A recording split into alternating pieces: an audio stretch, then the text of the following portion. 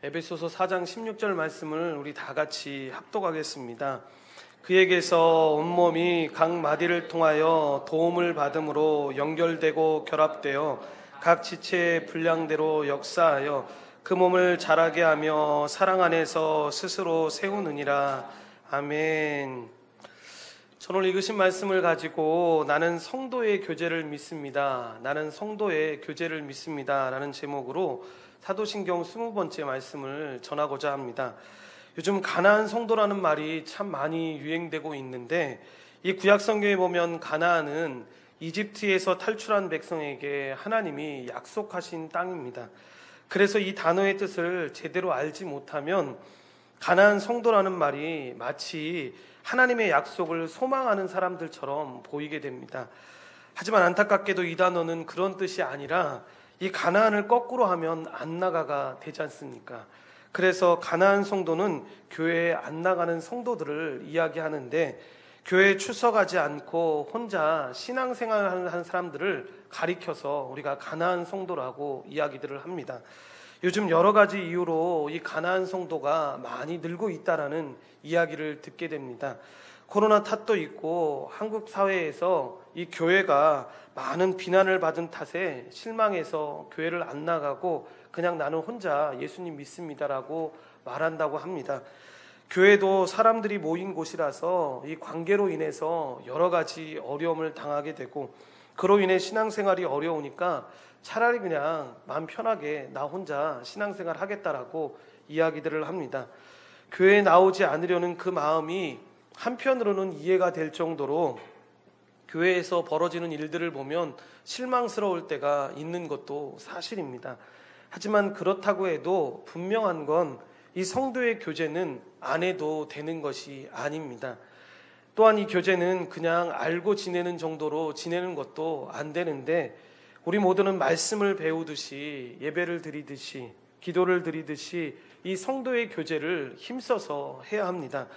그래서 이 성도의 교제 역시 교회의 본질적인 사명 가운데 하나라는 사실을 우리가 기억해야 되는데, 그렇다면 왜 교회는 공동체이고 이 공동체에서 왜 서로 교제하는 것이 이토록 중요하다라고 이야기하는 것입니까?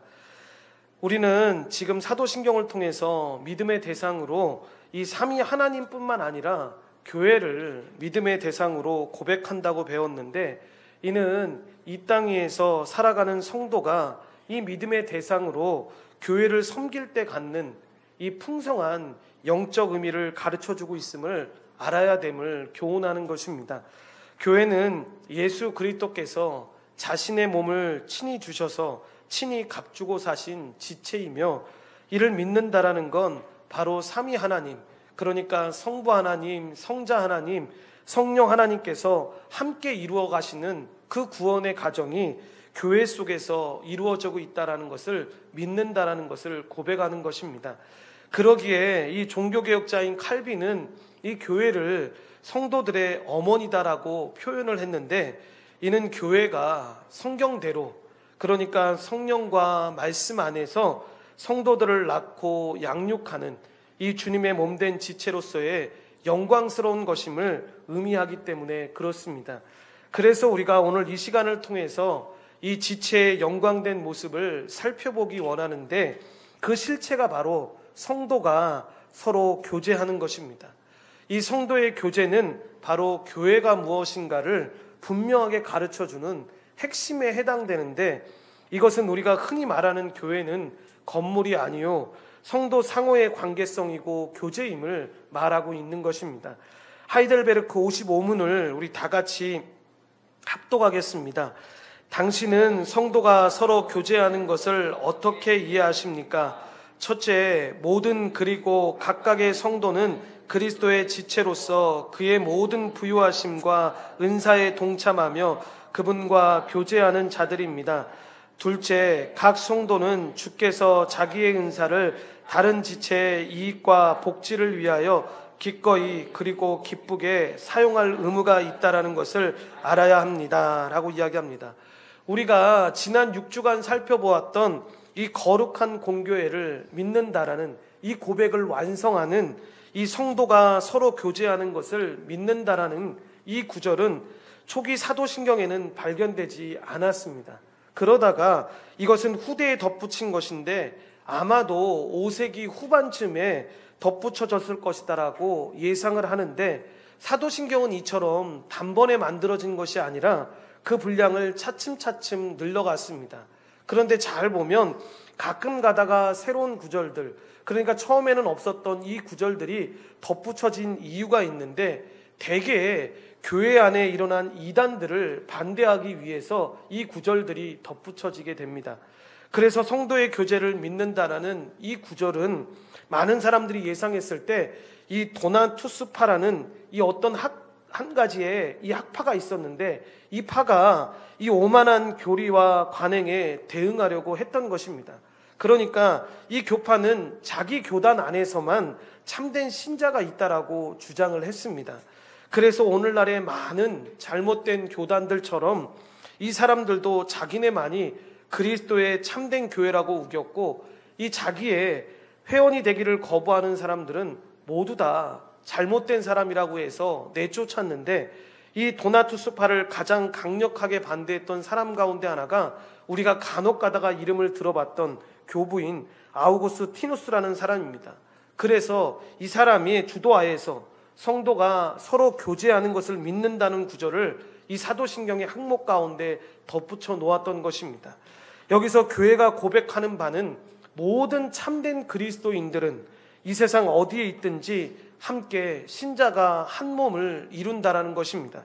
그래서 이 성도의 교제는 그리스도와 맺은 관계에 뿌리 내리고 있는데, 그래서 참된 신자는 누구나 예수 그리스도와 하나가 되는 것입니다. 성경은 이 연합을 포도나무와 가지의 비유에 설명하기도 하고, 남편과 아내의 연합이나 몸의 여러 지체와 머리의 연결에 빗대기도 하는데, 이 각각의 관계들을 잘 살펴보면 그 밑바탕에 한쪽에서 발견되는 생명이 다른 쪽에서도 발견된다라는 생각이 사로잡고 있다라는 것입니다. 이렇듯 그리스도와 그 백성 사이의 연합은 생명의 연합으로, 그래서 우리가 참 그리스도인이면 우리가 그리스도께 일어난 모든 일이 우리 안에도 일어난다라고 말해도 틀린 표현이 아니라는 것입니다. 이것은 그리스도가 하신 일을 우리도 그리스도 안에서 한다라는 것인데, 물론 어떤 의미에서 이 그리스도의 체험은 그리스도만의 독특한 체험으로 실제로 그리스도가 겪으신 일들을 우리가 몸소 체험하지는 않았습니다. 즉 그리스도께서 고난받으시고 죽으시고 다시 살아나실 때 우리도 말 그대로 고난받고 죽고 다시 살아난 것이 아니라는 것입니다. 하지만 우리가 그리스도와 하나로 여겨졌기 때문에 우리는 영적인 의미에서 이런 일들을 했다라고 말하고 있는 것입니다. 그래서 신학자들은 이것을 신비한 연합이다라고 이야기하는데, 이것은 하나님이 이 연합을 우리에게 계시해 주셨다라는 뜻으로, 이 연합은 이 세상의 개념으로는 이해하거나 설명할 수 있는 것이 아닙니다. 이것은 자연을 초월하는, 실제로 사실 성경은 이 연합을 남편과 아내의 비유로 우리에게 어렴풋하게 설명하고 있지만, 이건 역시도 어렴풋한 비교일 뿐입니다. 그리스도와 그 백성 사이에 이 신비한 연합은 결혼 관계를 비롯한 이 세상의 어떤 연합이나 교제를 완전히 뛰어넘는데, 그래서 우리가 할 수 있는 일이라곤 바울이 그랬던 것처럼 이 비밀이 참 크도다라고 고백할 수밖에 없다라는 것입니다. 그래서 이것을 인간의 어떤 설명으로 설명할 수 없다라는 것입니다. 에베소 5장 32절 말씀이 그것을 잘 보여주고 있는데, 다 같이 합독하겠습니다. 이 비밀이 크도다, 나는 그리스도와 교회에 대하여 말하노라 라고 이야기합니다. 그래서 우리는 이것을 설명할 수도 이해할 수도 없지만, 성경은 믿는 사람이 어떤 신비한 방식으로 그리스도가 우리 구원을 위해 하신 일들에 대해서 실제로 참여한다고 가르치는데, 그러나 이것은 우리가 그리스도께 합일되어 그리스도와 한 인격을 이루거나 우리가 실제로 그 일을 했다라는 뜻이 아닙니다. 여러분, 이 일은 그런 뜻이 아니라 우리 그리스도가 홀로 이루신 구속사역을 우리에게 나누어 주신다라는 뜻입니다. 그리스도와 맺은 이 신비한 연합에서 믿는 사람들 간의 연합과 교제가 일어나게 되는데, 그래서 모든 그리스도인들은 생명과 유익을 함께 누리게 되는 것입니다. 이들은 동일하게 보배로운 믿음을 함께 가지고 있고 구원의 모든 복에 함께 참여하고 구속자가 자기들을 위해 공로로 얻으신 모든 보화와 은사를 함께 받게 되는데, 우리는 이러한 교제를 바로 성도의 교제라고 이야기하는 것입니다. 이제 이 내용들을 구체적으로 우리가 살펴보기를 원하는데, 그렇다면 성도는 어떤 사람입니까? 우리가 성도를 말할 때 거룩한 무리라고 이야기를 합니다. 교회의 모든 회원은 이 성도라는 공통점이 있는데, 그렇다면 도대체 누가 거룩한 무리냐라는 것입니다. 우리 눈에 보기에 교회는 우리의 삶들을 보면 연약해서 죄다 죄인들만 모인 것처럼 보일 수 있는데, 그래서 로마 카톨릭 교회는 여기서 말하는 성도를 성인이라고 이야기합니다. 그래서 그들은 순교자와 같이 탁월한 공을 쌓아서 하늘에 있는 성도들과 사귀는 것을 진정한 의미에서 성도의 교제다라고 이야기하는데, 여러분, 이는 완전히 잘못된 해석입니다. 왜냐하면 성도의 거룩은 그가 행한 업적이나 공로에 의해서 결정되는 것이 아닙니다. 이 성도의 거룩은, 그 거룩을 결정하시는 분은 오직 거룩하신 성령님이십니다. 그래서 모든 신자들은 원래 성도가 아니라 죄인인데, 그렇다면 죄인을 어떻게 성도라 부를 수 있게 된 것입니까? 우리가 살펴보았던 요리문답 55문이 아주 분명한 대답을 하는데, 그것은 바로 우리가 거룩하신 자, 즉 예수 그리스도의 지체가 되었다라는 사실에 있다라는 것입니다. 그래서 오직 신자만이 그리스도의 지체가 될 수 있는데, 신자가 믿음을 통해 그리스도의 지체가 되어 이 성도라는 이름을 얻게 되는 것입니다. 그래서 우리는 신자와 성도를 구별하지 않는데, 모든 신자는 성도이고 모든 성도는 신자입니다. 그래서 바울이 고린도 신자들을 성도라고 한 것을 생각해 본다면, 우리는 이제 남달리 거룩한 사람만을 위해서 이 이름을 구별해 쓰지 않았다는 것을 알게 됩니다. 무슨 말씀이냐면, 여러분, 고린도 성도들은 참으로 아주 평범한 그리스도인으로 사실 그 가운데는 몹시 나쁜 사람들도 있었습니다. 그래서 우리가 이번에 여름에 수련할 때 고린도전서를 보게 될 텐데 이 표현이 나오겠지만, 여러분, 성도의 모습을 볼 때 정말로 이렇게 악한 사람이 어떻게 여기 안에, 교회 안에 살아갈 수 있었을까라는 사람들을 보게 됩니다.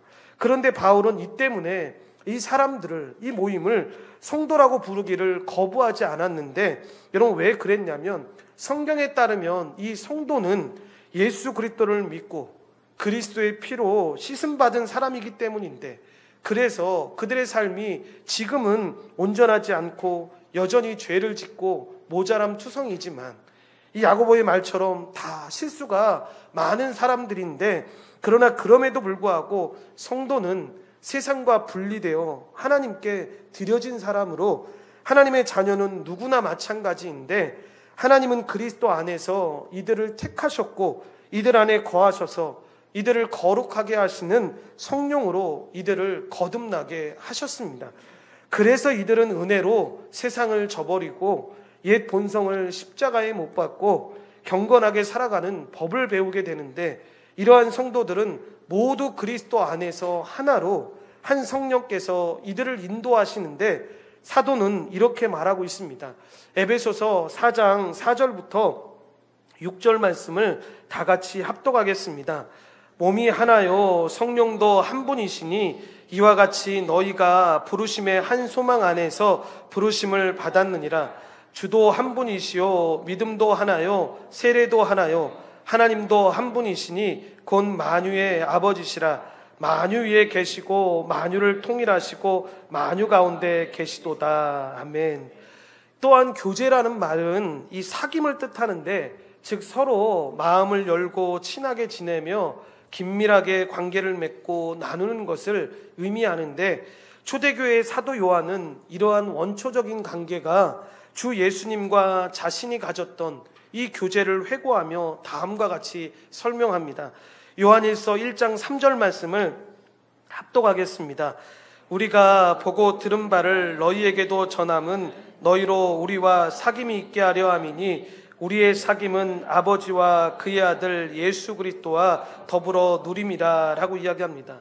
그는 자신과 이 동료 제자들이 예수님의 부르심을 받아서 3년 반이라는 시간 동안 숙박을 하면서 같이 나누었던 그 친밀한 관계가 바로 교회의 전형적인 모습이다라고 설명하고 있는데, 그래서 사도 요한은 요한 1서를 기록하면서 이 교제의 중요성을 가르치고 있습니다.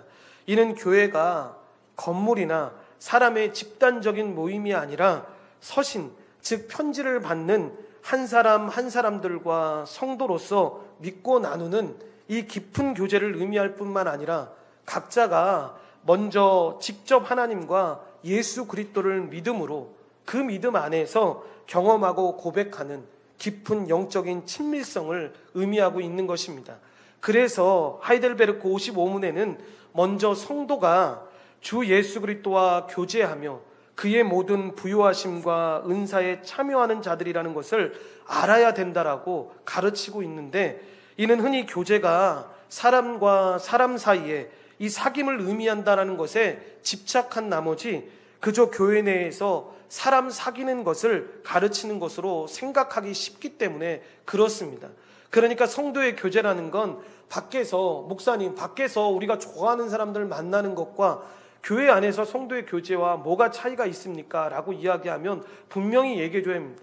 분명히 차이가 있습니다. 이 성도의 교제는 그리스도 안에 먼저 깊은 관계를 맺은 사람들이 같은 그 마음을 가지고 교제하는 것이기 때문에 세상에서 서로 좋아하는 사람들, 자기들의 이익을 위해서 만나는 사람들과는 전혀 다른 것입니다라고 설명을 해주어야 합니다.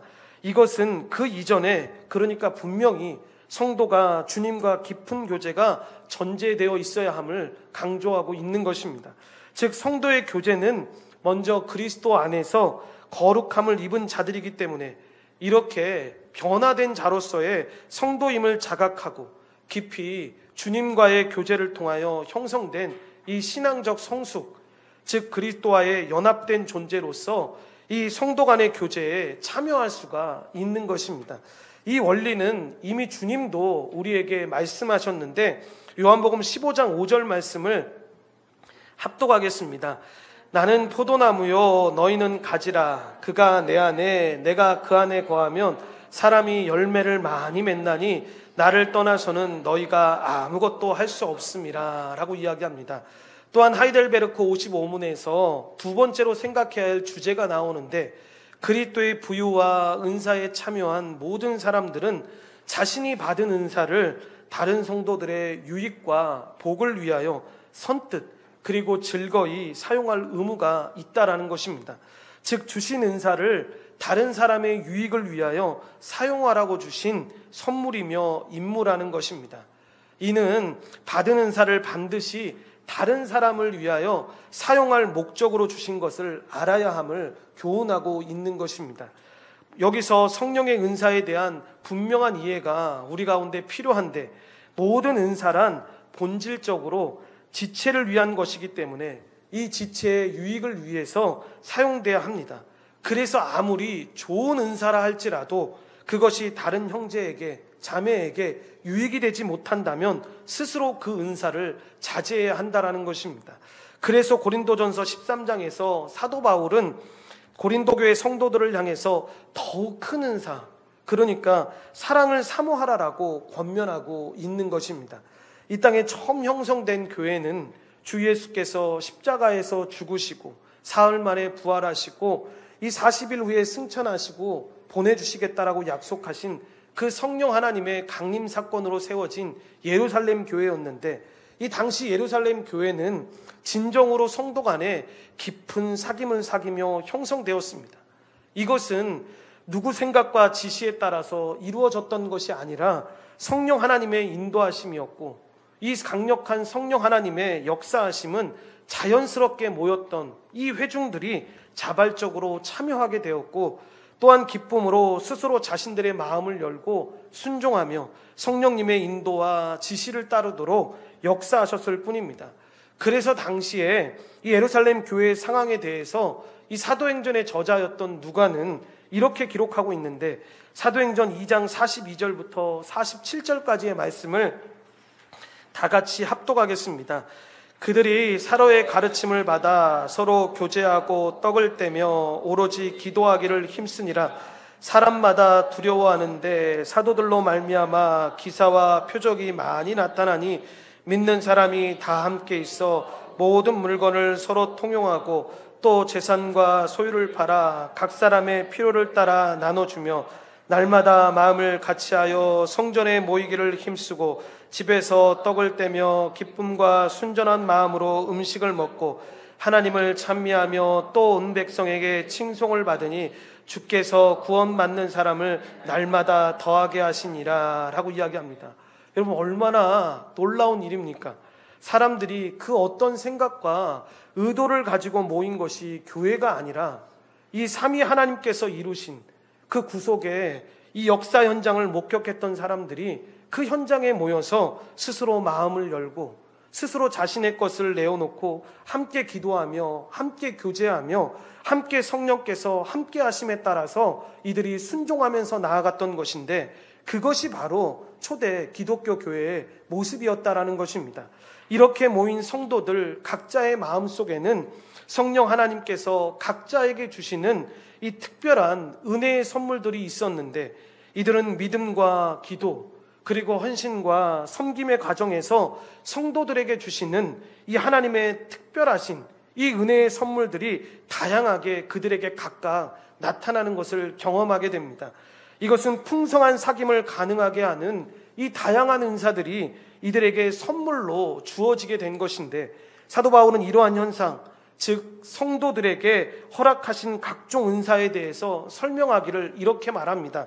자기 아들을 아끼지 아니하시고 우리 모든 사람을 내어주시니가 어찌 그 아들과 함께 모든 것을 우리에게 은사로 주지 않겠느냐.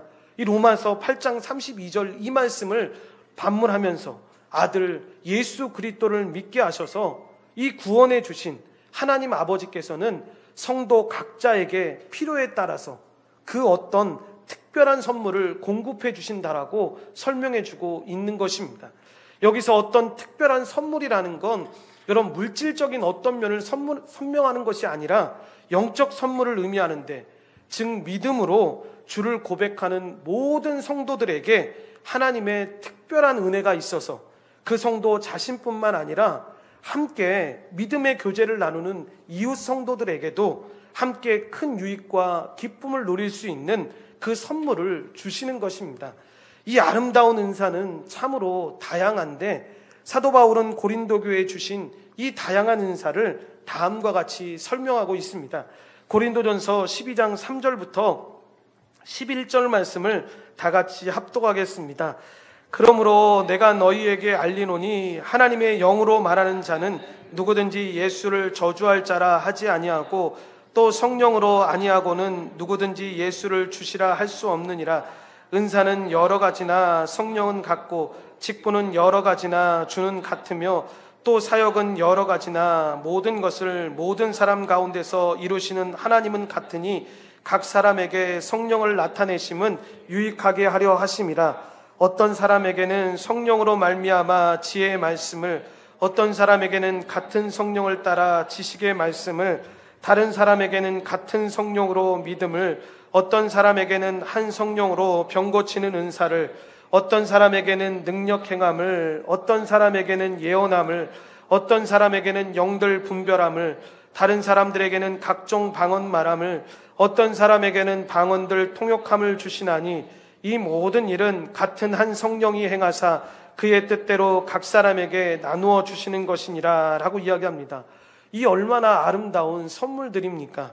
이렇게 각각의 성도들에게 베풀어 주시는 이 은사들은 예수 그리스도를 주라고 고백하게 하시는 성령 하나님께서 주님의 몸된 교회의 지체로서 그 몸을 아름답게 하고 풍성하게 하고 즐겁게 세워갈 수 있도록 주신 놀랍고 은혜로운 선물이라는 것입니다.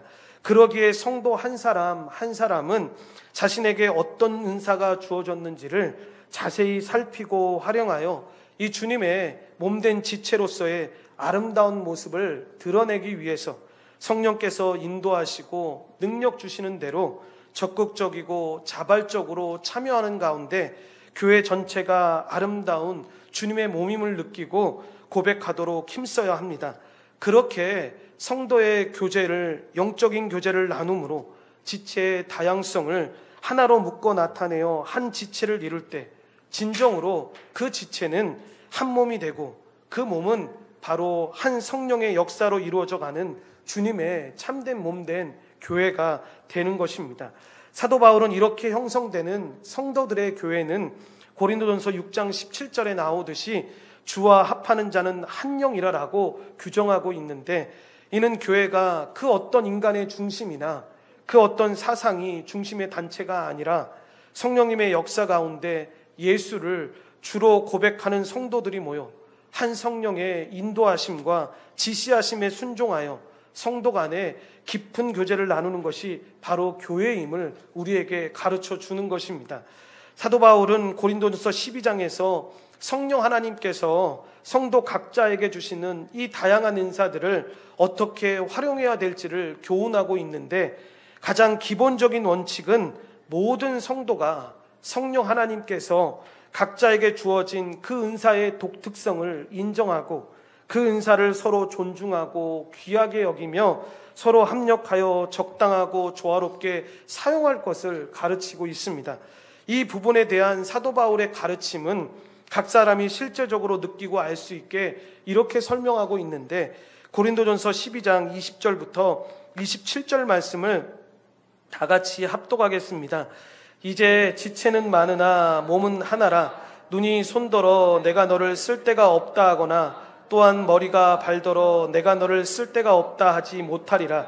그뿐 아니라 더 약하게 보이는 몸의 지체가 도리어 요긴하고 우리가 몸에 덜 귀히 여기는 그것들을 더욱 귀한 것들로 입혀주며 우리의 아름답지 못한 지체는 더욱 아름다운 것을 얻느니라. 그런즉 우리의 아름다운 지체는 그럴 필요가 없느니라. 오직 하나님이 몸을 고르게 하여 부족한 지체에게 귀중함을 더하사 몸 가운데서 분쟁이 없고 오직 여러 지체가 서로 같이 돌보게 하셨느니라. 만일 한 지체가 고통을 받으면 모든 지체가 함께 고통을 받고 한 지체가 영광을 얻으면 모든 지체가 함께 즐거워하느니라.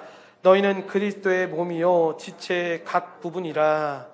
이렇게 우리 몸의 각 지체들이 갖고 있는 각각의 독특한 기능과 필연적인 이 존재감들은 우리 몸의 기능에 있어서 반드시 그 기간만의 존재성과 기능이 절대적으로 필요해서 그로 인해서 그 기간에 이 다양성으로만 아름답고 풍성한 몸이 될 수 있음을 알게 해주는데, 쉽게 얘기하면 그런 것입니다. 손은 손의 역할이 있는 것이고 코는 코의 역할이 있는 것입니다. 우리 몸의 신체 일부분의 역할들이 각자 다 독특하게 있고 그 기능들을 발휘했을 때 우리가 정상적으로 걸어갈 수 있는 것처럼 우리가 우리 몸을 생각할 때 이렇게 부인할 수 없는 이런 사도 바울의 설명은 성도가 어떻게 각자에게 주어진 은사를 인식하고 활용해야 되는지를 우리에게 이야기해주고 있습니다.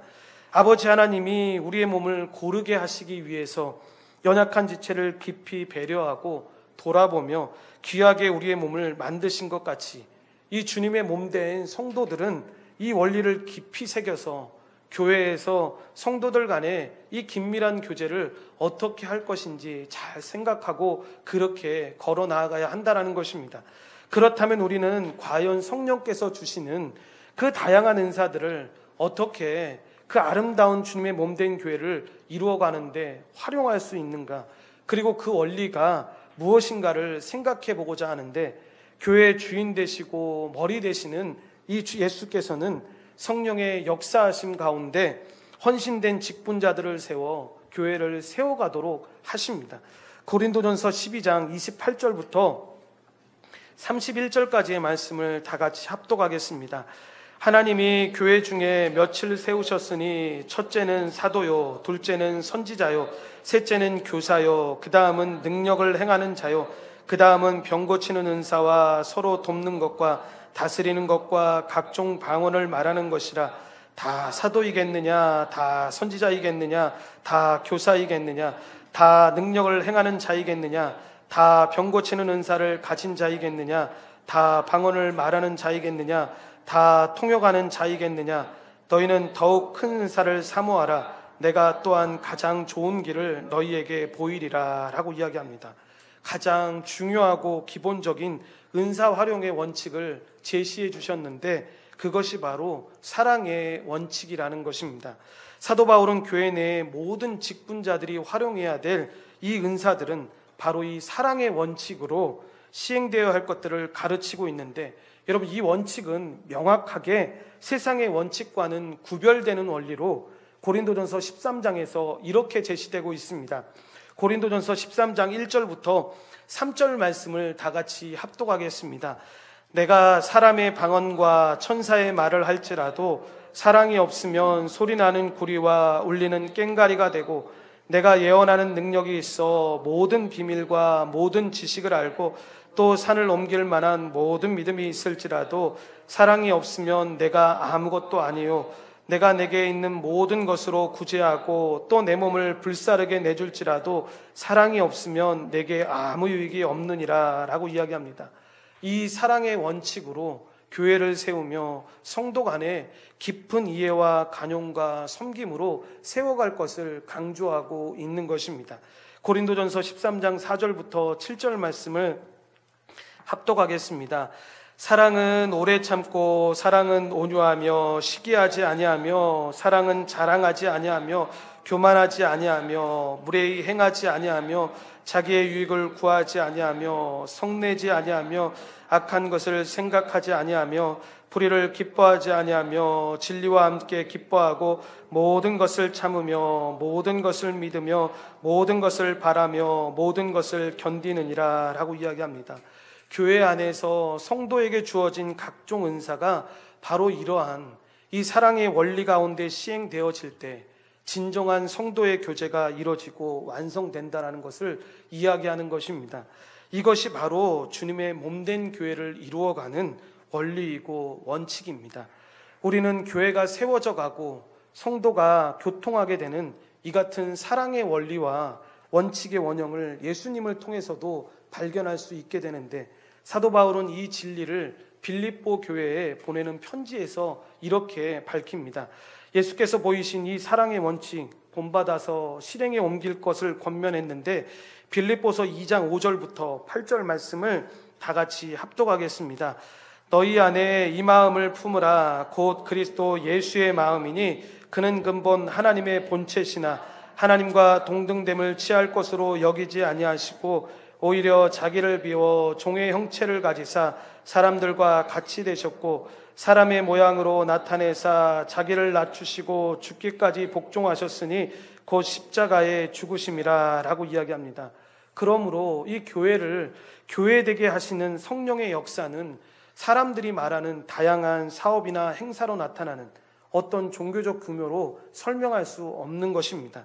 성령님은 신실한 성도 속에서 예수님이 보이신 이 친히 모범을 보이신 바 스스로 낮아져서 사랑으로 섬기는 가운데 서로 깊은 이해와 관용 그리고 존경으로 각자에게 주어진 은사를 인정하고 그 은사가 잘 활용되어지도록 이 사랑의 환경을 만들어주는 것입니다.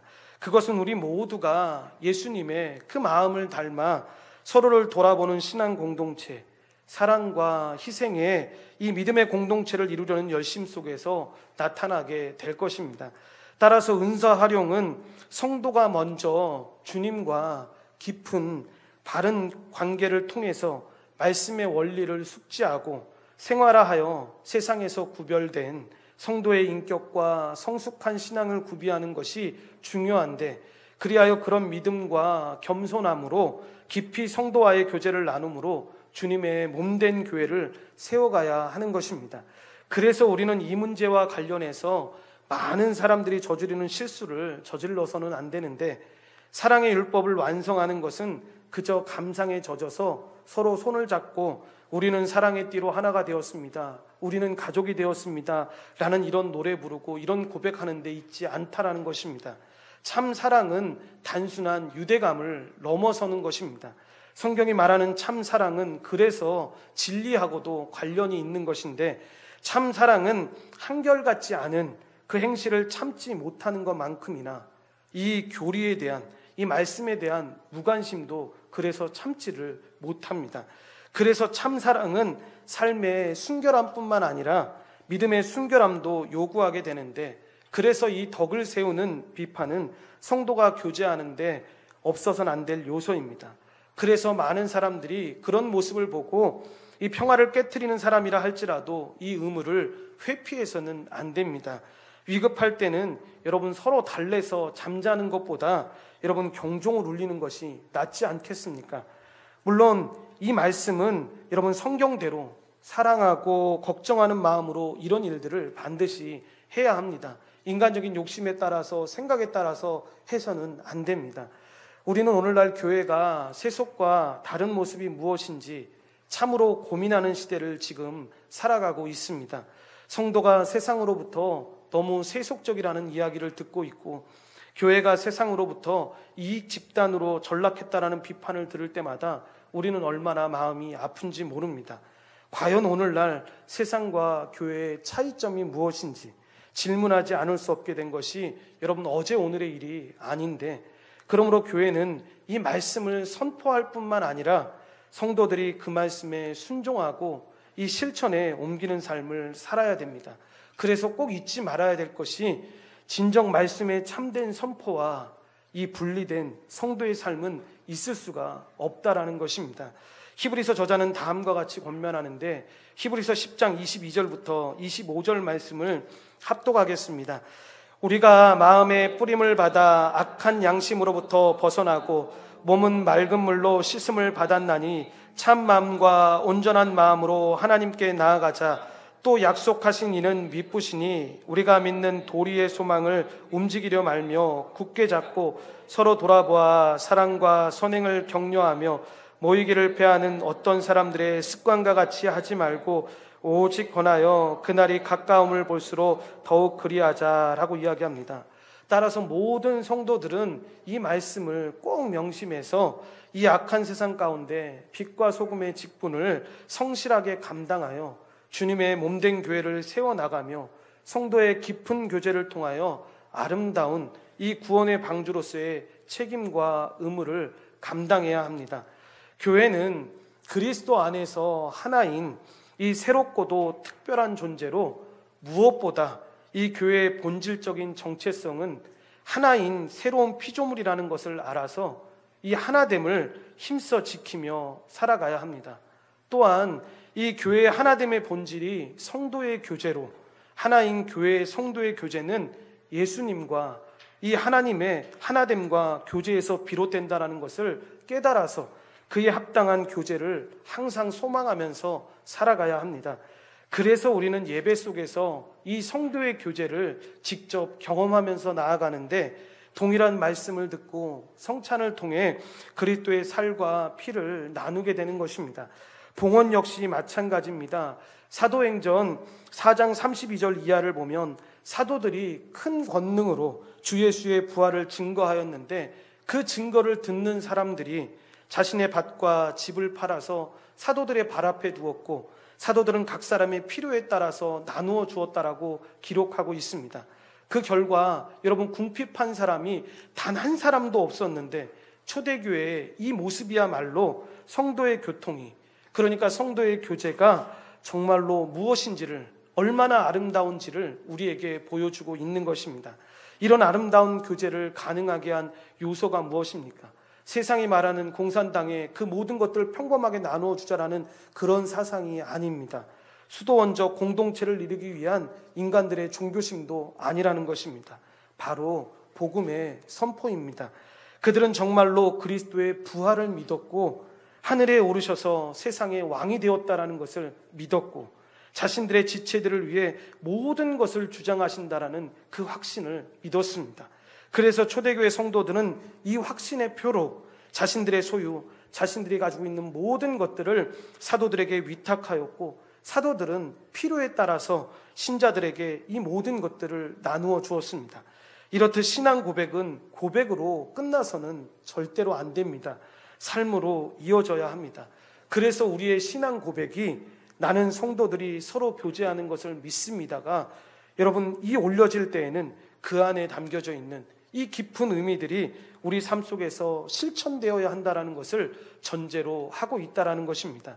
그래서 우리는 신앙 고백할 때마다 하나님의 이 공동체를 생각해야 되는데 예수님과 연결되어 있고 서로 간에 연결되어 있는 이 하나님의 공동체에 대한 모습을 기억하면서 그 공동체가 우리 각자가 이 자신의 역할을 감당하는 것으로 세워져 가며 우리의 실제적인 사랑을 원동력으로 움직여 간다라는 이 사실을 기억하면서 우리의 실제적인 삶 속에서 이루어지도록 결단하고 순종하면서 나아가야 합니다. 그래서 주님의 공동체를 통해 하나님의 영광이 더욱 드러나게 하기를 기도해야 합니다. 이것이 우리의 신앙 고백 안에 담겨져 있는 여러분 우리의 결단인 것입니다. 그래서 고백하는 것입니다. 나는 성도가 서로 교제하는 것을 믿습니다 라고 고백하는 것입니다. 우리 한번 이런 거 잘 안 하는데 한번 여러분 여러분들 머리가 얼마나 좋으시지 한번 고백하겠습니다. 나는 성도가 서로 교제하는 것을 믿습니다. 우리 다 같이 한번 고백하겠습니다. 나는 성도가 서로 교제하는 것을 믿습니다. 이런 건강한 우리 하나님이 세우신 교회가 되기를 소망합니다. 기도하겠습니다. 하나님 감사합니다. 하나님의 은혜로 저희들을 불러주시고 이 성도 안에서 서로 교제하며 그리스도의 은혜, 그리스도의 영광을 나누며 살아갈 수 있게 허락해 주신 건 감사합니다. 이것은 단지 좋은 사람들이 모여서 서로 사랑하고 교제하는 것이 아니라 예수 그리스도를 먼저 알고 그 복음을 풍성하게 누리는 사람들이 함께 모여 그 서로의 교제를 하며 나눠가는 모습입니다. 하나님 온전한 교회가 아버지 주님 오실 때까지 이 사랑의 모습, 이 교제의 모습을 잃지 않도록 도와주셔서 좋은 사람들 모이는 곳이 아니라 성령의 은혜가, 이 복음의 은혜가 풍성한 사람들이 모인 교회가 되게 도와주십시고 그 모인 사람들이 서로 나누어주고 베풀며 그 사랑 가운데 살아가는 몸된 교회 되어질 수 있도록 주여 도우시고 인도하여 주시옵소서. 모든 걸 주님께 감사드리오며 예수님의 이름으로 기도드리옵나이다. 아멘.